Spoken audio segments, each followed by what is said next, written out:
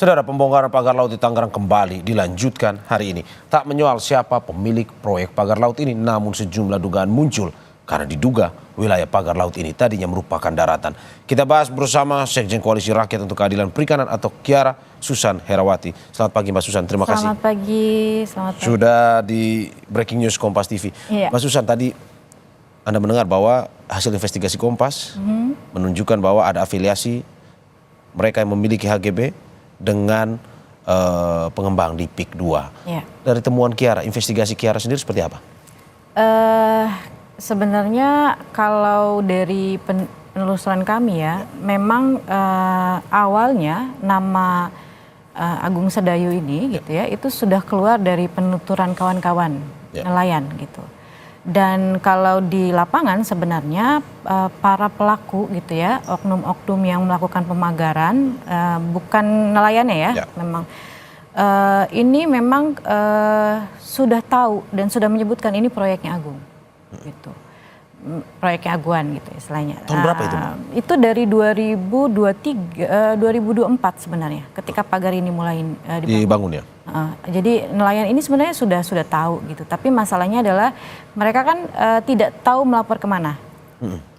Bukan tidak tahu melapor kemana ya, mereka lapor misalkan ke tingkat desa gitu ya, aparat desa. Kita bisa lihat bagaimana dalam dinamika perdebatan beberapa satu minggu terakhir lah, kita tahu bahwa posisi di tingkat desa pun sudah pro-nya kemana gitu. Jadi itu yang membuat nelayan ini kesulitan gitu. Sehingga ada terpecah itu ya. Betul, bahkan mereka melapor ke DKP, tadi DKP turun tapi kemudian tidak ada yang signifikan lah istilahnya dari hasil investigasi gitu. Tapi yang menarik kalau kemudian tadi temuannya adalah memang Agung Sedayu gitu ya. Anak perusahaan atau perusahaan cangkang ini diinisiasi di tahun 2022. 2022 ini kemungkinan terbesar adalah bagaimana pemerintah provinsi itu melakukan integrasi tata ruang laut dan darat. Karena di 2023 sebenarnya tadi integrasi tata ruang darat dan laut di bulan Maret khususnya itu keluar. Baru HGB itu keluar tuh di bulan Agustus. Jadi ada sebenarnya timeline waktu gitu yang ya. Berhubungan ya. Ya memang nyambung gitu. Jadi memang perusahaan dulu disiapin sembari kemudian diperbaiki tuh versi mereka ya RT RW-nya supaya ada ruangnya, kemudian baru disahkan keluar HGB gitu. Itu jelas semua terang. Baru kemudian di 2024 pagarnya jadi dibangun. Gitu. Ini menarik. Anda mau bilang ini sudah direncanakan sejak awal? Sudah pasti direncanakan. Karena kita nggak bisa menafikan ini tidak direncanakan, karena timelinenya tidak terlalu panjang gitu. Kalau kemudian narasi yang dibangun adalah ini adalah bekas daratan yang kemudian abrasi gitu, kita harus lihat lagi gitu dari peta, kita harus membongkar data lah gitu istilahnya. Nggak bisa kita mengklaim bahwa ini daratan yang kemudian terjadi penurunan muka tanah kemudian juga jadi abrasi gitu. Ini yang harus orang ilmu kelautan yang memang harus bicara gitu, karena tidak dengan bisa, claims, nggak bisa gitu. Oceanografi atau apapun itu orang-orang yang memang punya ilmu itu yang memang harus bicara. Karena kalau kami melihat ini bukan abrasi, ini kami yang bekerja di laut ya. Bukan ahlinya kelautan, tapi kami melihat ini bukan abrasi sebenarnya. Bahwa itu perairan, iya gitu. Kalau memang ada sliding atau penurunan, itu kemungkinan pasirnya aja yang turun. Tapi itu memang bukan sama sekali abrasi atau pengkikisan pantai itu ya? Tidak, bukan. Kalau dibilang ini adalah dulunya laut kemudian darat kemudian jadi laut, kayaknya enggak deh gitu. Enggak begitu, apa sih ya kalau kita lihat tuh ekosistemnya, konturnya ya, enggak begitu gitu. Kalau kami yang kerja tahunan di kelautan nggak begitu gitu cara lihatnya gitu. Oke, kalau misalkan ini bukan abrasi, apa dari investigasi Kiara? Iya, tadi saya bilang bahwa memang ada hal yang disiapkan gitu ya, disiapkan untuk ujung-ujungnya adalah reklamasi gitu. Karena semuanya tuh jadi sebenarnya ini bukan kita mau main tebak-tebakan, tapi semuanya jadi nyambung gitu dengan timeline tadi saya lihat juga 2022. Berarti memang itu ketika lagi diskusi perumusan RT RW, integrasi tata ruangnya gitu, RZ dan RT RW itu disatukan, berarti disitulah perusahaan itu sudah didirikan. Oke, kita kembali langsung ke lapangan. Pada saat itu, ketika Kiara melihat cerita dari para nelayan, pada saat pagar bambu ini ditanamkan di situ, dalam arti bahwa tidak ada persetujuan ataupun meminta izin dari para nelayan ini untuk melakukan itu, tapi langsung ditanamkan, akhirnya nelayan hanya tahu saja ini miliknya siapa dan segala macam. Iya, yang menjadi permasalahan terbesar dari bangsa ini adalah partisipasi masyarakat itu tidak benar-benar partisipasi gitu. Ya. Tidak ada meaningful participation gitu. Jadi kami terus terang sering mengatakan ini. Jadi dalam satu perumusan penentuan ruang memang seolah-olah ada nelayan yang dilibatkan, tapi cek deh apakah beneran nelayan yang ikut gitu. Karena beberapa temuan kami misalkan dari diskusi kemarin yang hadir juga bukan benar-benar nelayan, kan cuman katanya gitu. Tapi nelayan ini yang kemudian jadi silent majority atau orang-orang yang kemudian terdiam gitu, itu nggak punya posisi tawar selain bilang ya mereka ya nggak tahu, orang nggak pernah diundang gitu. Oke. Jadi memang negara harus belajar tentang bagaimana sih konsep meaningful participation gitu dalam perumusan satu kebijakan, penentuan ruang dan lain-lain gitu. Karena ini yang selalu menjadi masalah di akar rumput ya, petani, nelayan dimanapun gitu, itu yang jadi masalah. Gak bisa representasi itu jadi posisi, ya memang itu yang dibutuhin, gak bisa gitu. Anda mau bilang dengan melihat pembongkaran yang terjadi kemarin, di mana nelayan ikut serta, itu bagian dari protes nelayan selama ini juga ya? Saya jujur ya, sedih gitu ya. Sedih karena ujung-ujungnya nelayan lagi. Karena memang kenapa harus nelayan yang turun? Nelayan yang paling tahu perairannya. Itu berarti nelayan murni. Itu aja cara ngetesnya. Kalau dia memang nelayan, itu mereka paling tahu tuh cara ininya perairannya gitu. Jadi saya sedih terus terang. Perusahaan yang melakukan pengerusakan, nelayan juga yang ngurusin. Kenapa nelayan mau turun? Karena ini soal ruang hidup mereka. Dan itu mengganggu, berdampak pada ruang hidup mereka? Jelas. Dari hasil pendalaman Kiara di lapangan? Jelas. Cek ke mereka ya, dari penelusuran kawan-kawan, bahkan yang kalau kemarin ya dari daerah lain, dari Serang pun sampai turun kemudian teriak gitu ya. Karena memang jangan melihat laut itu hanya dari 0 sampai 12 mil, tapi lihat laut seperti mangkuk besar. Kalau satu yang rusak, maka yang lain akan rusak. Satu dirusak, lain akan rusak. Itu ada efek domino yang nggak bisa dielakkan. Itu adalah laut gitu. Makanya kemudian kawan-kawan itu mau turun, itu karena memang mereka sangat terganggu. Cek mereka itu pendapatannya itu pasti 50% itu hilang dalam beberapa waktu terakhir ketika pagar laut ini dibangun. Ya karena katanya harus memutar lebih jauh dalam laut. Memutar lebih jauh, ada pemberat yang di bagian bawah, ada waring, ada bambu yang kemudian kalau kawan-kawan lewat itu perahunya nyangkut. Baling-balingnya ya, entah itu di waring, entah itu di bambunya. Dan kalau dibilang ada ruang untuk nelayan lewat, itu hanya cukup untuk perahunya aja. Karena kami sudah naik gitu ya, sampai harus apa ya, kalau orang itu sampai ngeringket gitu ya, karena saking kecil. Bayangkan kalau mereka pulang dalam keadaan gelap, bahaya itu mereka. Oke, membahayakan dan juga seperti tidak ada perhatian. Tetapi tahan dulu sebentar, Mbak, kita saksikan usai jeda berikut.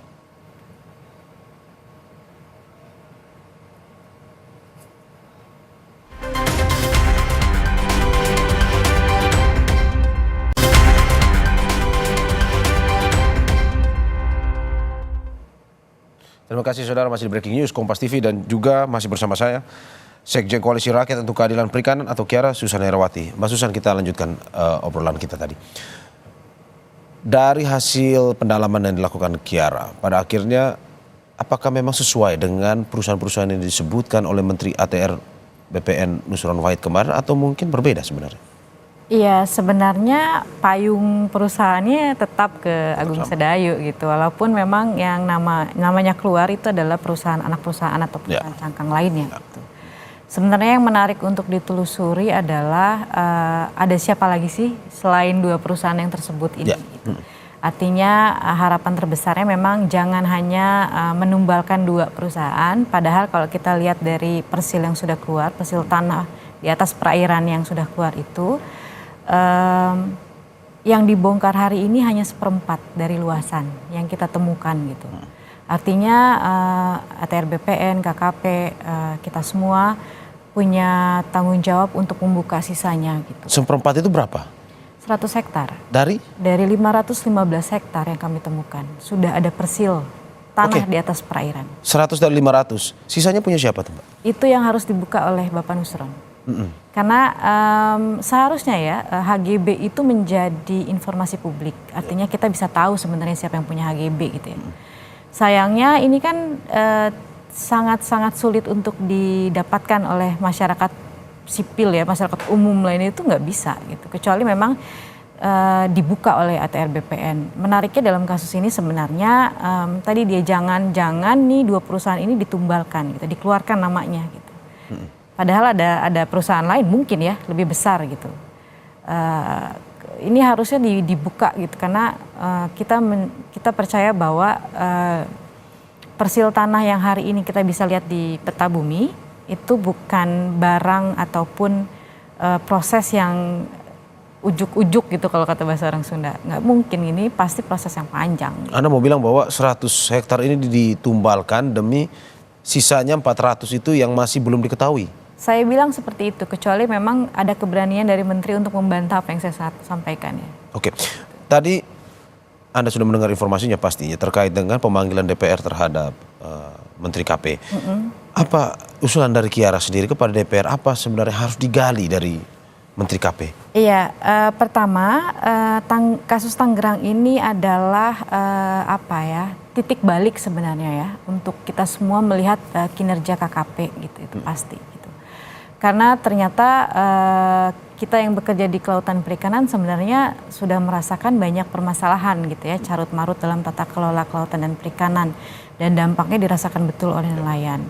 Banyak kasus-kasus perampasan ruang yang terjadi di pesisir, bahkan terdekat Pulau Pari gitu ya, Sangiang, Wawenii, di Kendal juga jadi daerah industri gitu ya. Jadi banyak sekali kasus-kasus sebenarnya yang dialami. Belum lagi kalau ingat tahun kemarin sepertinya yang heboh-heboh ekspor pasir laut gitu ya, kemudian benih lobster. Banyak sebenarnya carut marut itu. Memang kita menitipkan pesan kepada DPR gitu ya, untuk kemudian mempertanyakan lagi sebenarnya orientasi dari KKP ke depan ini memang mau mensejahterakan nelayan atau memang mau membuat mereka semakin miskin gitu dengan kebijakan yang hadir. Selain itu juga saya pernah sampaikan sebenarnya sepertinya Menteri harus banyak-banyak turun ke lapangan, bertemu dengan nelayan supaya dia tahu cara mengelola laut yang baik dan benar itu seperti apa gitu. Karena saya pernah sampaikan ini di KKP waktu itu, saya ingat tanggalnya 10 Oktober gitu, 2024 gitu. Karena kami merasa bahwa ini sulit banget gitu ya untuk diajak bicara, untuk diajak diskusi oleh nelayan gitu. Oke, Mbak, terkait dengan pembongkarannya sendiri, apakah memang harus kita melihat bahwa ini selesai di pembongkaran saja? Atau apa sebenarnya yang perlu dilakukan oleh pemerintah dalam arti bahwa tidak hanya melindungi nelayan tetapi juga mensejahterakan dan juga mencegah agar hal-hal seperti ini tidak terulang lagi? Ini jadi momen titik balik ya, saya bilang gitu ya, titik balik atau arus balik lah kalau kita bilang. Ternyata banyak ya instansi atau para pemangku kebijakan yang harus bebenah gitu. Bukan hanya KKP tapi ATR BPN juga.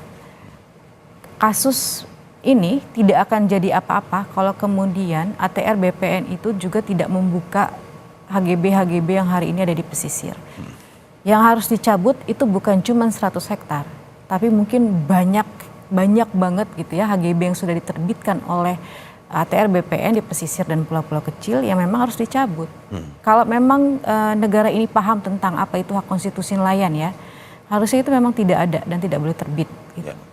Permasalahannya adalah ini PR besar, kerja besar, karena yang harus dirombak bukan cuma di tingkat kementerian, tapi sampai tingkat bawah sekalipun. Kantor pertanahan gitu ya, kemudian juga KKP juga harus banyak memperbaiki mekanisme komunikasi dengan DKP misalkan gitu. Jadi banyak sekali yang memang harus dibenahi.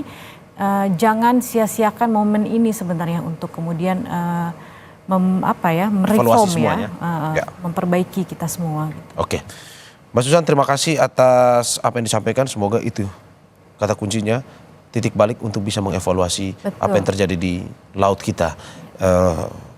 Pada akhirnya juga memberikan pengamanan tapi juga mensejahterakan kembali para nelayan kita. Terima kasih Sekjen Koalisi Rakyat untuk Keadilan Perikanan atau Kiara, Susan Herawati sudah bergabung di Breaking News Kompas TV hari ini. Terima kasih. Sehat selalu Mbak. Amin.